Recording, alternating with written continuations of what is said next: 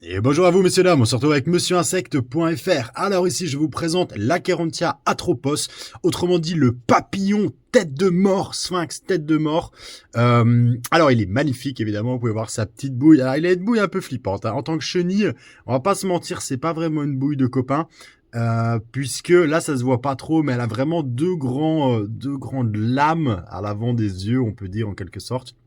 Ça lui confère un style un petit peu spawn, un petit peu particulier. Bon, c'est une énorme chenille. Euh, pour tout vous dire, c'est vraiment un master, hein. Regardez par rapport à un doigt. Sachez que j'ai des grandes mains. J'ai quand même des mains assez balèzes. Hop, je vous invite à voir un petit peu. Donc ça fait la taille d'un bon gros doigt d'homme. Donc vous pouvez y aller, hein. Faut faire attention par contre parce que ça peut croquer un petit peu. Non, ça croque pas. En vrai, c'est vraiment. Regardez-moi cette saucisse là. Regardez ça. C'est vraiment excellent à toucher. Regardez-moi ça. Regardez comme c'est bien juteux là, vous voyez. Alors attention, évidemment, on fait ça tout doucement pour ne pas blesser cette petite créature. Voilà, regardez ses yeux qui sont si particuliers. Ça me fait beaucoup penser au costume de Spawn. Alors, ça, c'est en vente à 4,90. Le papillon tête de mort, évidemment, qui est très, très, très impressionnant.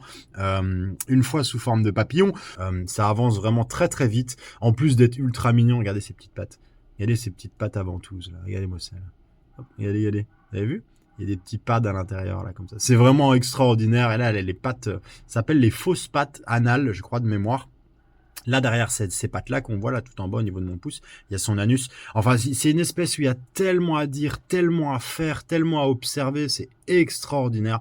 En plus de ne représenter aucun danger, la reproduction est hyper simple à faire. Vous pouvez les laisser simplement en liberté dans votre appartement ou votre maison et elles vont chercher les mâles. Alors évidemment, à condition d'avoir des mâles et des femelles. Et ils vont naturellement chercher les mâles et les femelles pour ensuite aller pondre sur les feuilles de troène que vous aurez mis à disposition dans un coin. C'est vraiment un plaisir, c'est gentil, c'est mignon, ça se tripote.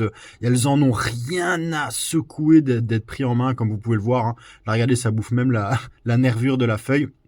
Alors que je la tiens vraiment, je la manipule depuis tout à l'heure. Regardez, elle s'en fout complètement. C'est vraiment un amour, c'est génial. Moi, je sais pas comment vous le dire, sincèrement, pour être honnête avec vous, quand j'ai lancé le site, je voulais me contenter de vendre des menthes et des phasmes. Et un jour, quelqu'un m'a proposé des chenilles d'Attacus Atlas. Et je me suis laissé tenter pour essayer, pour voir ce que c'était, parce qu'il faut pas rater une expérience.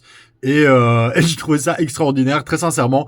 C'est parce que je suis pas spécialisé, qu'il y a déjà pas mal de gens qui font des papillons, mais c'est vraiment extraordinaire à élever, sincèrement. Lancez-vous parce que c'est top. En termes de pédagogie, c'est extraordinaire. C'est génial à toucher également. C'est vraiment magnifique. C'est tout le temps actif. Ça mange, ça dort, ça mange, ça dort. C'est tout le temps actif. Vous allez voir la transformation en chrysalide.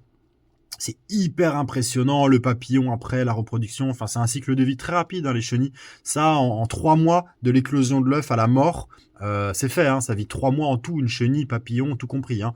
Donc vraiment, c'est très très très actif, comme vous pouvez le voir en fait, hein. Elle se rue pour manger. Mais bon, je vous en parlerai un autre jour, je ferai une vidéo sur YouTube là-dessus. Mais comme vous pouvez voir, elles se ruent pour manger parce qu'en fait leur temps est compté et elles le savent.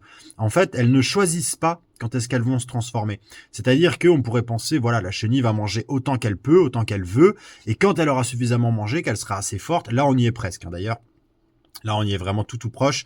Elle va se transformer. Eh bien, ça ne fonctionne pas du tout comme ça. En réalité, ça fonctionne d'un point de vue hormonal. C'est-à-dire que ce qui décide de la transformation en chrysalide, ce n'est pas la chenille en elle-même. C'est tout simplement ses hormones. Ce serait comme l'adolescence. Si vous prenez un jeune enfant et que vous le nourrissez peu, bah, il sera chétif et l'adolescence, bah, changera rien à ça. L'adolescence arrivera quand même au moment où ce sera prévu. Eh ben, c'est un petit peu la même chose pour les chenilles.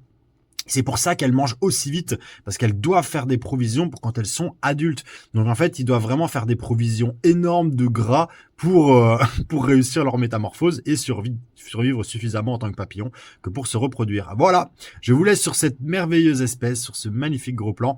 Et voilà, c'est en vente à 4,90, c'est vraiment un bon prix. Enfin, j'espère que vous ferez plaisir. À bientôt, ciao.